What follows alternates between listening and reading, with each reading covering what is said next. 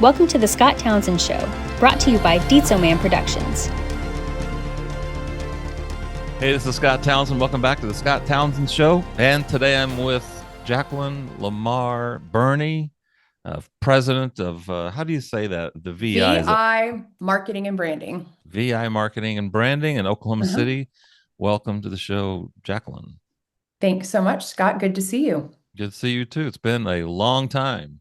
It sure has. It was, I think I came down to Oklahoma City to do a talk on QR codes in the Will Rogers Theater, and golly, that was 15, maybe 20 years ago. It was a while ago. Yeah, but that was a lot of fun. I really enjoyed that. And the Oklahoma City, Jacquelyn is a member or past president of the American Marketing Association's Oklahoma City chapter. She's a member of the Rotary Club, and what else? I mean, you're a very busy person. The museum there in Oklahoma City, trustee.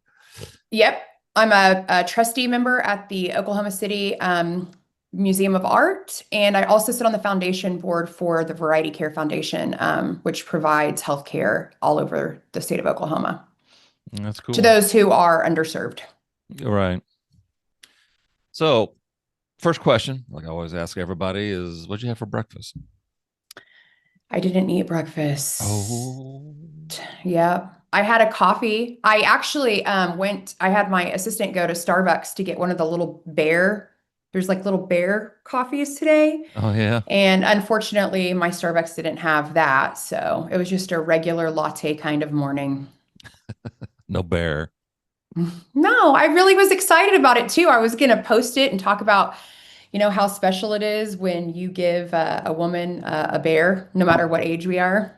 Didn't get one. Didn't get one, dang it. No, I know. Better luck next time, I hope. So you've been in the marketing advertising world for a long time now. You went to Oklahoma, University of Central Oklahoma, I guess it was, for marketing. Advertising. I did. Mm-hmm.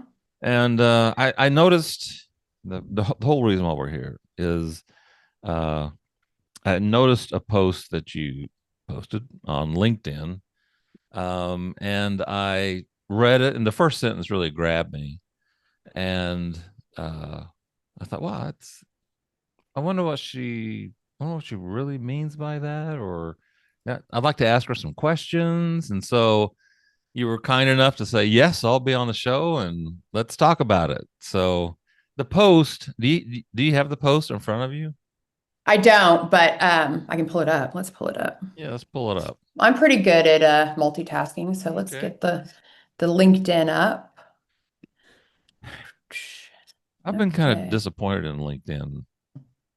I think we all are. I think that's part of the issue, if I'm being honest. Yeah. Okay. When did I post that? That was a few weeks ago. Found it. Week. Okay. So you, for those of you listening out there, why don't you kind of give us can you read that post to us and let people know what we're talking about here? I sure can. So it says, LinkedIn advice is worthless. Nobody believes what they're saying. They're just chasing likes. We call that the hook, Scott. That's why the first line got you. Two posts blew up on my feed this week. One, in quotes, authenticity is everything. The other, in quotes, don't bring your authentic self to work. Neither person is trying to help you. They're just trying to build their brands. One knows that authenticity is trending, so they lean into it. The other knows contrarian takes get attention, so they push back against it. And you get stuck trying to figure out which one applies to your life, your boss, your job. The people creating the content don't know any of that, but they tell you how to act anyway. I have no idea if you should be authentic or not, but I know these people don't either. So yeah, that first sentence really grabbed me. It was the hook. It was the hook. What was the spark behind all that? Why did you even write that? What? Well, I mean, honestly, for several months now, I have been a little annoyed by LinkedIn. And this really happened, but I mean, there's contrarian points of view all day, every day. And people, I, in high school, was a Lincoln Douglas debater, so I know that you have the AF and you have the neg. And I think that people are choosing one side or the other, whether they believe it or not. Mostly because having a point of view will have somebody jump on your side or engage with you just to argue the opposite.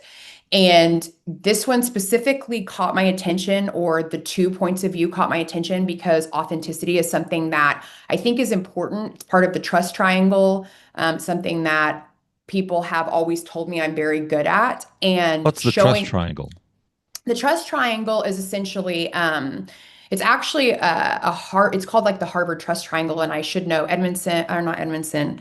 I'll tell you later. I should know who, two very, very, very intelligent women who have been studying trust for a long time.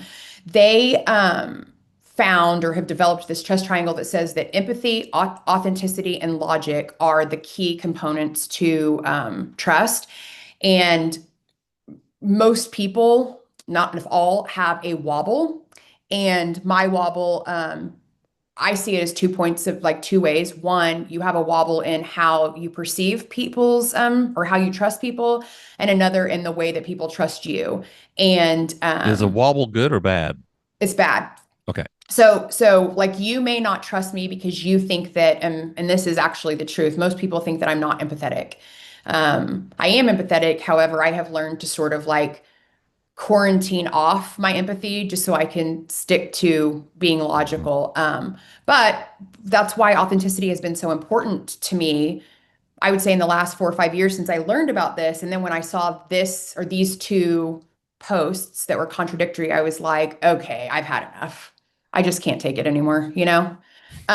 So that's why that one got me. It was the straw that broke the camel's back, not the only post I saw, but certainly the one that I thought, this is just getting ridiculous.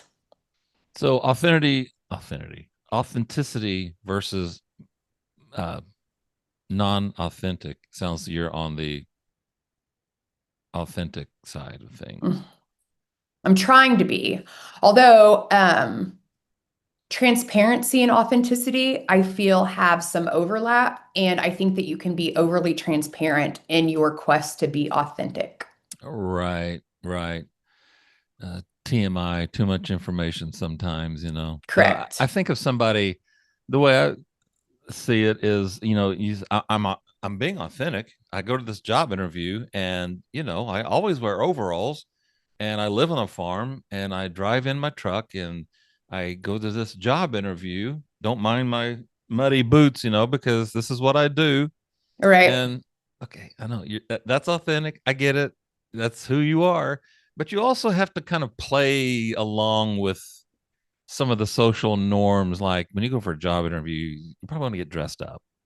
It probably not. Yes. That's probably not how you dress every day or even once a month. But it might help to. You're not being inauthentic or unauthentic, but you are trying to fit in. And do you see what I'm saying? I do. I think also part of the issue is that to try to like put you in a box or me in a single box is so simplistic that just because I'm wearing a ball gown to a ball or, you know, a swimsuit to a pool, that doesn't make me inauthentic. It just means that I am showing up with that part of myself, not my whole self. Yeah, that's good. That's good. You said LinkedIn advice is worthless because people are just chasing likes. How do you tell the difference between someone who's being genuine and someone who's just posting for engagement? I honestly think it's getting harder. Part of my issue with LinkedIn is that even like 3 months ago, so why did I decide to start showing up on LinkedIn more? Let's just start with that to get to the point that I'm trying to make. Right. LinkedIn to me was very cold, and it was like, I am looking for a job, or I mean, if you remember when it first started or whatever, it was like, it was almost like I was giving you clout by my association with you on LinkedIn. And people would give recommendations. Do you remember? I mean, I've deleted some of the recommendations that I gave since the beginning because I don't recommend these people any longer. But also because you would be like, I have this skill, I have this skill, I have this skill. And I think it really was an online resume if you were looking for a job or if you kind of wanted to like go through an index of like a Rolodex, sort of a digital Rolodex of who is this person, this is their face, this is their credentials, this is how I know them, etc. So it gave you sort of a one sheeter on the person that you were going to be meeting with or somebody you were researching or whatever. Then there became this, oh, LinkedIn is really a social medium. So let's start being more social. I liked that aspect of it. I thought that that was very good. Mm-hmm. Then it became, I swear to you, people were like in my DMs trying to date me. And I'm like, oh, here we go. Like this has gotten so different. Oh, yeah. And when I decided LinkedIn is now Tinder. Wow. Okay. Yeah, and it was. And I think that I hope, at least for me, maybe I had enough blockades around me eventually that people knew better. But eventually it became, well, it can be a lead gen source for you because it is the only B2B network.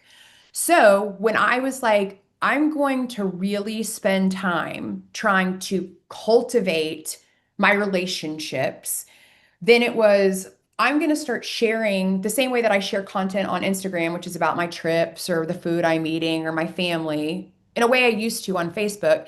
It became, now I'm going to start sharing things I've learned that I think might be relevant to other people or thoughts I have that might resonate with people. And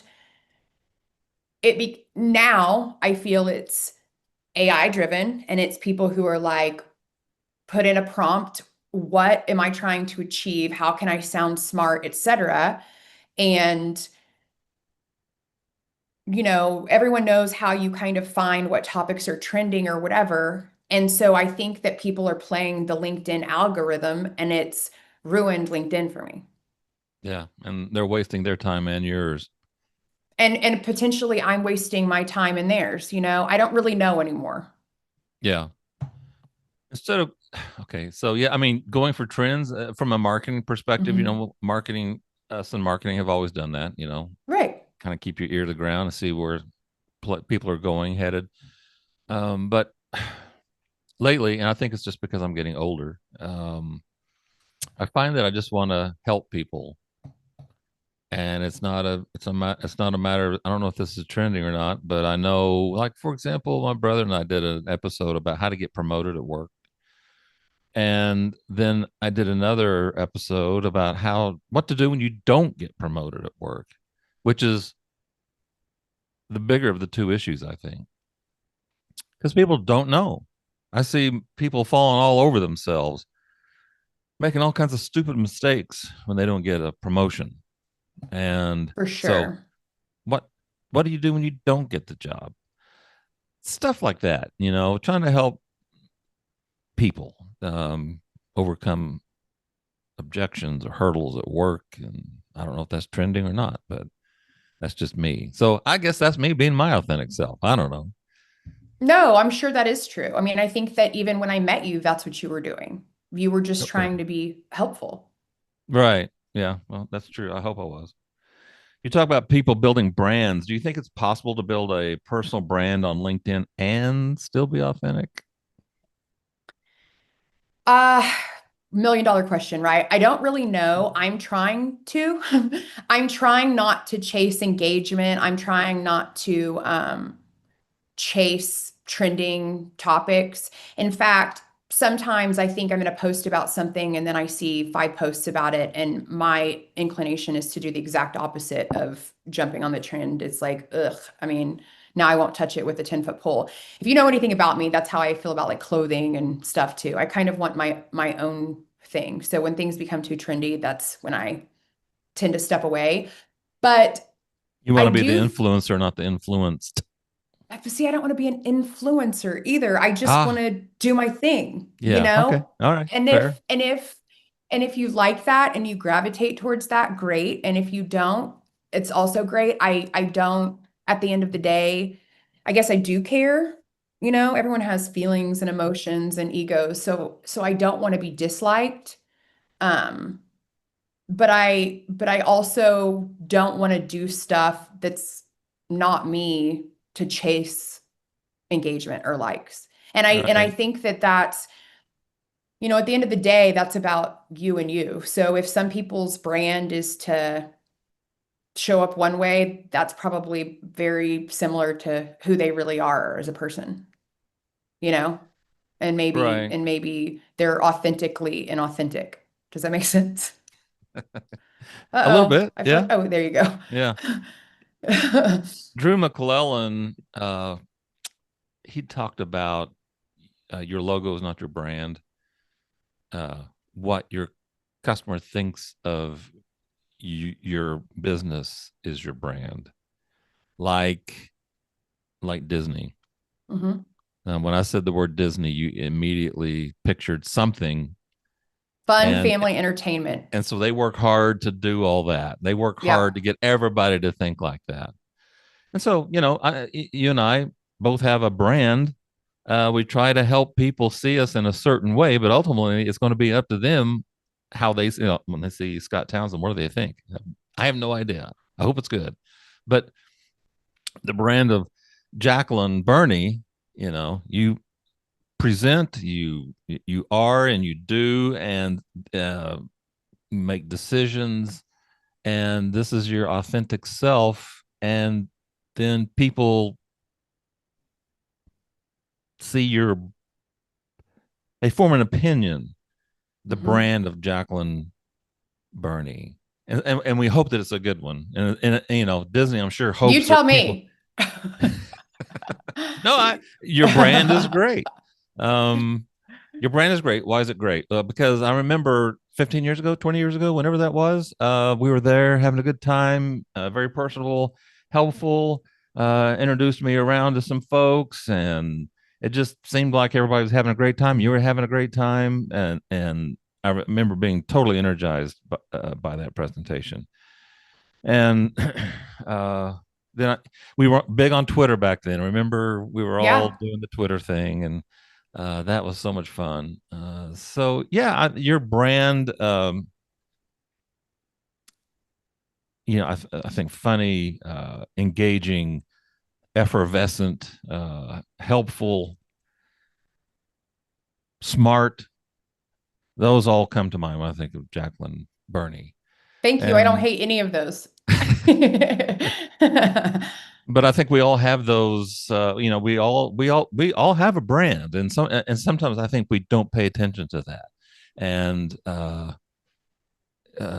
we see ourselves one way, but we're presenting ourselves in another way. And you know what I'm trying to get with that? I do. So, so for me, and I know people frame brands in many different ways, but the way we do it VI and really, I'm not sure, if the chicken or the egg came first. Mm-hmm. To me, a brand is a promise. I never want people to think one thing of me and then for me to show up differently, because I think that that's where inauthenticity comes in. And again, when I was saying that some people are authentically inauthentic, it's like that's that guy, that's that girl who's only there to climb a ladder and is gonna take down everyone in their path and doesn't actually care about you. What you were saying is helpful and caring, and I think all of those are true. And humble. I think you've always been really, really humble, and I think that makes you very approachable.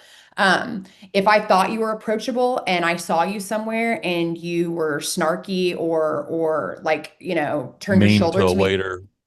oh God, the worst, the worst. Um, I think then that's when you have eroded your own brand. And Mm-hmm. so and so for me, and to go back to this post specifically, or what kind of set me off is why show up some way just for likes. And I'll tell you something. In fact, never meet your heroes. They have that saying. Mm-hmm. I This was probably 3 or 4 years ago, but I was on LinkedIn and I saw the same post from two people. But it was almost verbatim. Let's say there was like, 2 or 3 words changed. And both of the people had posted it as if it was their own experience or their own content.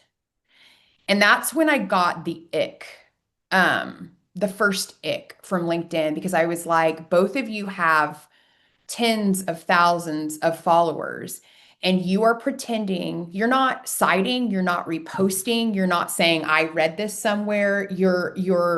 And I think at the time I unfollowed both of them. I met one of them at a conference, let's see, March or April, and I had to kind of like reset, because I do think that that's pretty common too, is that the copyright on LinkedIn posts is non-existent. Everyone's just grabbing and resharing. So it's like, you'll see the same quotes even attributed to different people. It's just weird. And I think that that's what just kind of set me off, was it's like I'm trying so hard to share what I'm actually thinking, and these people are just trying to get follows so that they can get more follows so that they can sell something or whatever. And that's what bothered me, because it was in the form of giving out helpful advice. Right. They were acting like they had your best interest at heart when really it was their best interest. Correct. And you can see right through that. Correct. Yeah. AI can be authentic, inauthentic. Inauthentic AI is when you see these posts all the time. Now you're seeing posts of animals attacking children, or a bear running into somebody's yard, and the person who's posting it is posting it as if it really happened. And it didn't really happen. Right. Anyway, everybody's catching on. But if you say, hey, this is how this works, it's like I was telling my son and I at lunch today, we were talking about Jurassic Park and how ILM is always trying to use their computers to make things look extremely real. Right. But that you go into the movie and you pay money to see it, and you're being tricked. You're paying to be tricked. And that this is a trick. It's entertainment. You're being entertained. It's entertainment. Yes. So yes. So you're buying into this whole thing, and Steven Spielberg's not saying, no, those are real dinosaurs we were shooting. Right. Yeah, it's a documentary. Yeah. So I think thinking about authentic and stuff, it's how you use technology too. If you're using Chat GPT, but you leave a footnote or something saying some things or thoughts were generated with the help of Chat GPT or something like that, that's authentic. But if you don't mention it, don't say anything, and you pass it off like it's your own, now we got an inauthentic problem. For sure. And to be clear, I think that AI is very useful. I think it can be in creative iterations. I think it can be in creating efficiencies within a company. Yeah, absolutely. Even helping clean up some of my grammatical errors. I mean, what was that everyone had a few years ago? Grammarly or something? That was AI. Grammarly, yeah. And no one thought that was problematic, because you were paying for the this tool that helped you sound smarter by cleaning up. I think that using AI to do that is fine. Yeah. To your point, having it, giving it a one-word prompt and saying, or one sentence, write me a blog about this or something, is crazy. Right. And again, where is that information coming from? But it's no crazier than the guy posting the exact same LinkedIn post and pretending it was his too, and some people have no problem with that. So I guess more power to them, but I think it'd be good for people to just be a tiny bit more cautious. So that's a really good point. The question, how do you know if someone's being authentic or not? I think people are going to become more judicious, more judgmental when it comes to the people they follow.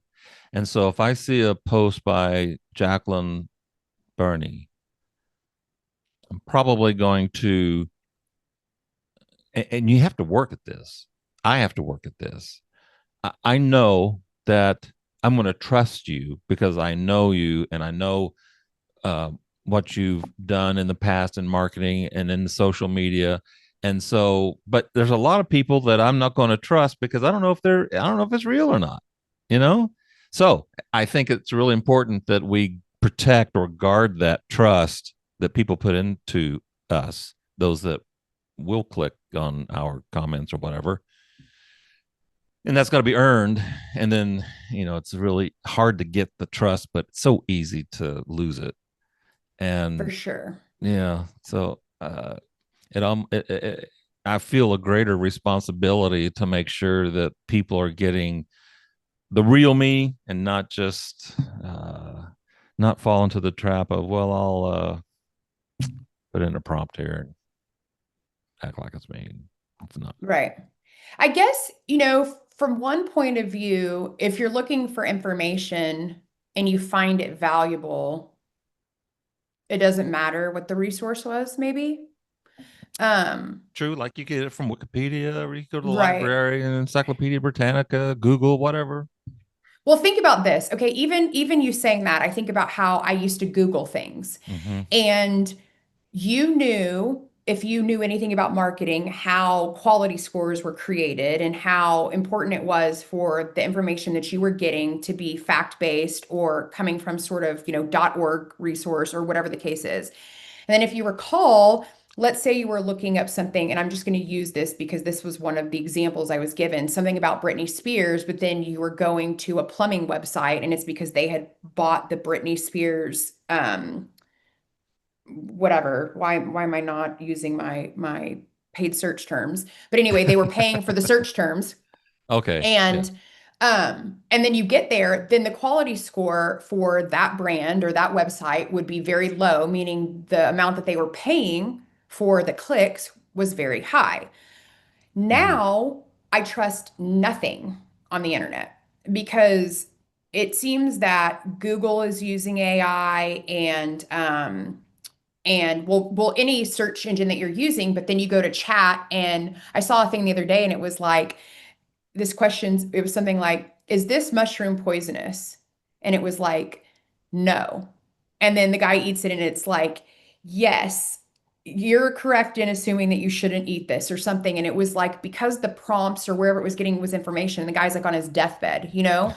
And again, Yeah. my point being that when we were looking for things on the internet, and I can go back to the beginning of the internet where there was like published journals, and that's the only thing that you could search for information, and you had to cite your sources. And then it was Wikipedia, but you knew that Wikipedia was being edited by whomever. And so they, people would even log in and change things just to be like cute. So when was the last time where any resource that you were actually, using had factual information? If you look, even in the textbooks that we were taught off of, somebody had edited large portions of history out of them, so what For can we even various trust? reasons. Yeah, what can we even really trust? And I say that because that's the problem for me with LinkedIn, is if you're going to LinkedIn thinking you're getting 100% truth, you're foolish. Right. Now, am I trying to be helpful? Sure, but I'm Mm-hmm. only as helpful as the information that I have at my fingertips, and the sources that I've used or whatever. You can't even, what you were saying, because of AI, trust your own eyes anymore. So who Right. who knows?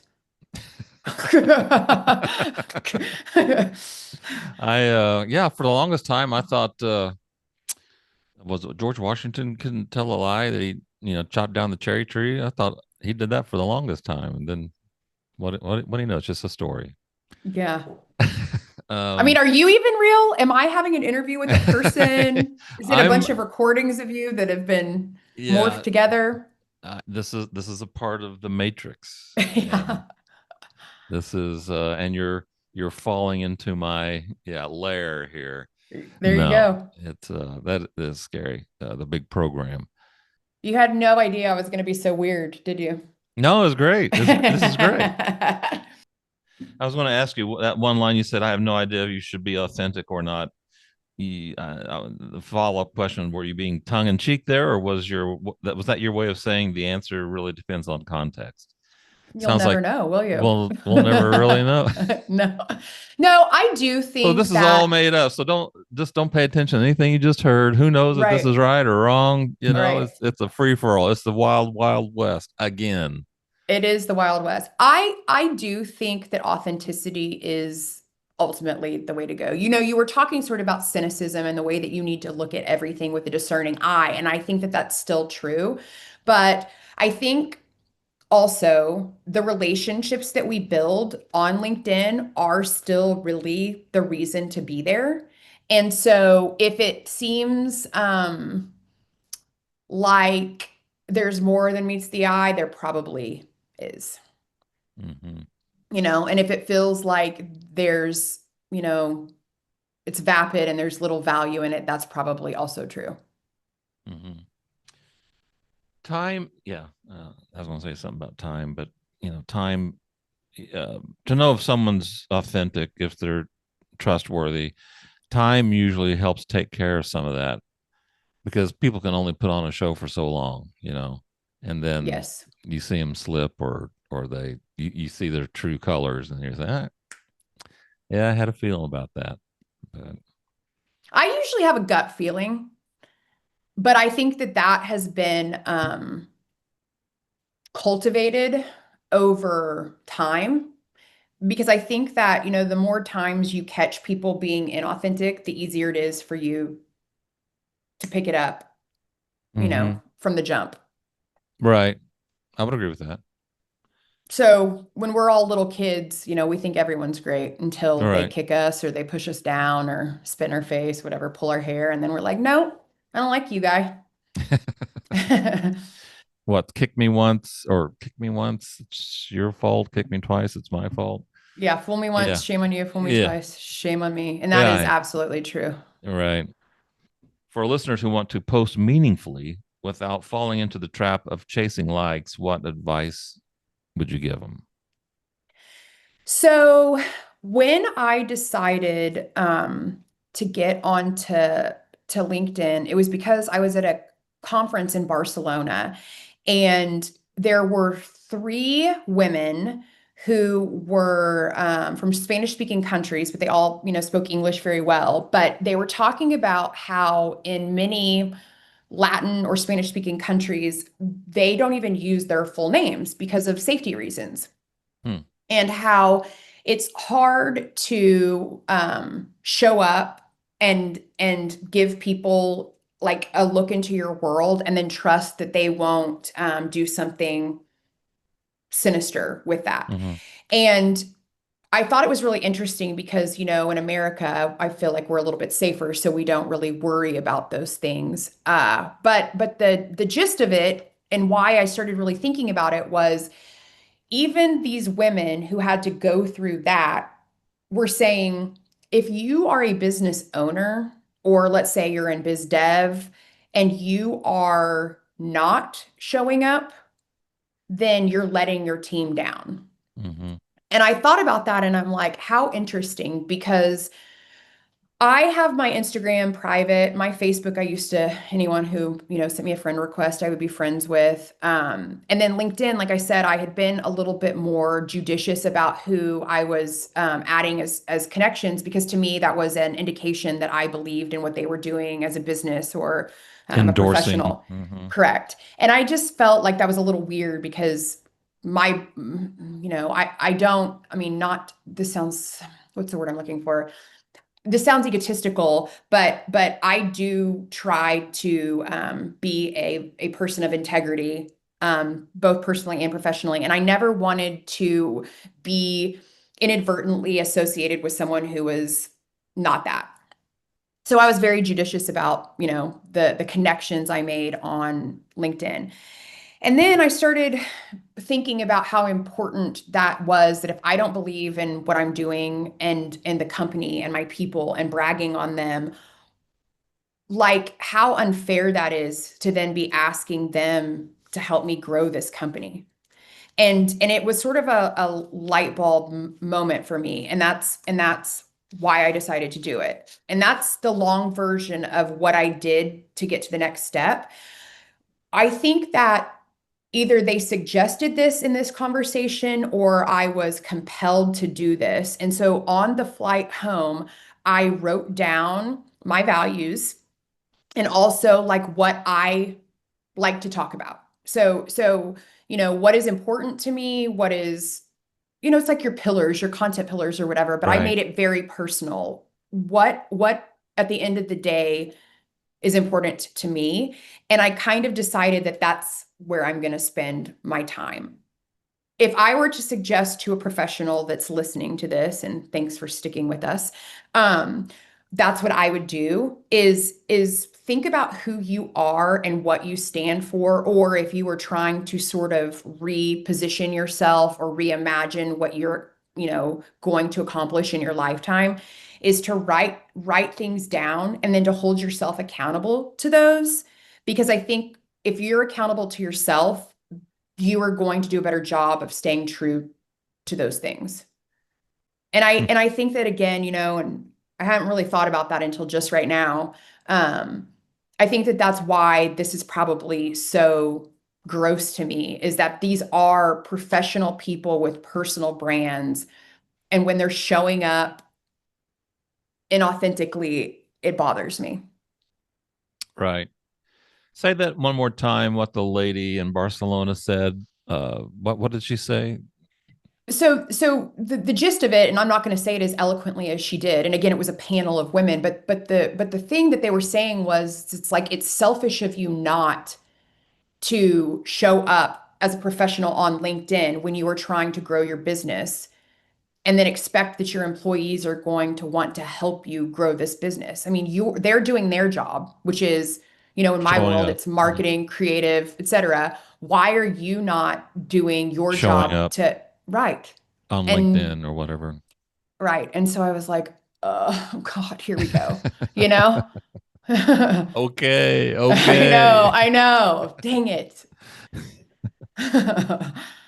That's a good point. I like that. That's a good. Well, I mean, I think the other thing, and this was the point of that, is that authenticity is a buzzword right now, but rightfully Yeah. so. It's because people were so sick of um, these sort of like iron curtains that you couldn't get past with these people that you were working with every single day, or companies that would tell you one thing and then you find out 2 days later that they're letting go of 90% of their staff because they've made some sort of decision that is completely different than where they what they told you that they would do or whatever. And so I think that that's why it is such a buzzword now, is that, well, probably because AI is the exact opposite of authenticity. So Right. so it is a buzzword right now. And again, that's probably why that one caught me, because I just am tired of the buzz chasing. Like in a sea of everything the same, the best way to stand out is to talk about something different. But Go ahead. but my authenticity is calling out the bullshit, you know? Right. Hmm. Because I am, for lack of a better word, very blunt, sort of truth teller. And part of my brand is that some people don't care for that. And that's okay. Yeah, it is. That is totally okay. It is. Oh man. Hang on a second. Okay. There was a book I just read. You'd probably like to read it. Reach it. It's called The Let Them Theory by Mel Robbins. Somebody doesn't like it. Let them, Let them. It's not my To be problem. fair, this is going to sound bad, but I just want to be honest. I have not read that entire book. I got like 2 or 3 chapters in and I felt like I had the gist of it. Yeah. Hmm. And not that she's not fantastic. In fact, I follow her on Instagram and I listen to her podcast sometimes, but Hmm. there's just so many books to read. Oh And my God, that's no kidding. I feel like if I get it, the Cliff Notes version is sometimes helpful. I'm sure that there's nuggets that I am definitely missing, but I'll come back to that book. Have you read Ogilvy on advertising? I have. It was a long time ago, though. And My Life in Advertising by Hopkins. No. Is that Claude one I should also Hopkins. read? Okay. Oh, Claude man, Hopkins. he's like the he's the Yoda of scientific advertising. Okay, what's his story? Where's he from? He's all about writing. This is like in the 30s, 40s, you know. Yeah. But the principles and the practices that he talks about are tried and true and really haven't changed. No, I think I literally actually wrote something about him not that long ago. Hold on. When I saw his face, I was like, oh no, I know exactly who that is because okay, I did this whole thing. Do you know who Edward Bernays is? Yes. Okay, so that's how I came across Claude Hopkins, but I have not read his entire book, so I will. Yeah, that's good. Need to do it. You said it's a good one. Okay. Yeah, it's a good one. But yeah, we were talking about so many books to read. If I could swing my camera around and show you, I just got a stack of books here from the library. I mean, I got books everywhere, and it's if I could just read professionally all day, every day, that'd be No, and that's my issue is that I'm part of the way through the Edward Bernays book. I'm part of the way through what other one was I reading? Atomic Habits. Oh, It's yeah. like it's like James Clear. yeah, it's like I get to a book and then I'm like super super obsessed with it and then, my attention and whatever. So I have a Kindle that has all of my Ah, personal and professional books and it's just kind of like, the book du jour. But I will you, add this one. are you on Goodreads? I am not. Should get on Goodreads. Follow Yeah. me. I'll follow I you. will. Okay, sounds good. I think I actually I may have just joined it because there was something I had to do in order to get a book, or I don't know, but I shouldn't say I'm not on it. I think I am, but I do not use it. right. Okay. Yeah. But I Well, will. cool. I can't think of anything else. If somebody wants to get in touch with you or has questions or thoughts about what we talked about today, how would they get in contact with you? Well, first of all, please do find me on LinkedIn so I can share lots more of my sort of filtered thoughts, but mostly unfiltered thoughts. Right. Um, so you can follow me there, Jacquelyn LaMar Berney. And then also, if you want to just email me because you have a question, my email address is